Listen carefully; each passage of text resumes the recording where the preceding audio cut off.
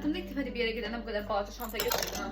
İnşallah heç nəyimi evdə qoymamışam. Götürməli olduğum hər şey üstümdədir.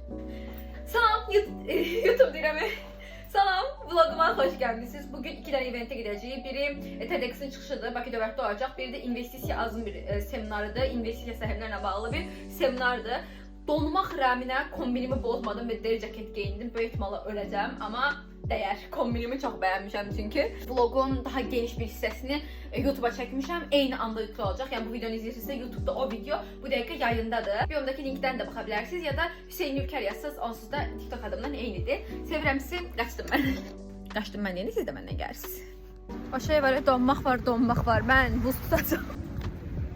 Burada nə tikilir bilirsiniz uşaqlar? Aydınlatın beni. Kemal'in ilgide yukarı çıkalım. Şahar. 3 tahta bununla cəbəlləşirik. Okey.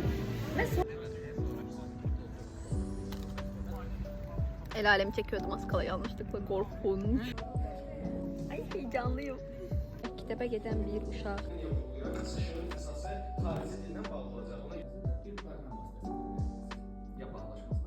Çok maraqlı təlim idi. Həqiqətən geldiğim için çok böyle xoşbəxt oldum. Çox demədim də bura gəlib vaxt itirdim, olmadı. Sonra da alışverişimi eləyib evə qayıdıram. Bu videonun daha geniş və əyləncəli bir versiyasını YouTube'a çəkmişəm. Biodan keçid eləyib izləyə bilərsiniz. İzlədiyiniz üçün təşəkkürlər. Sağ olun.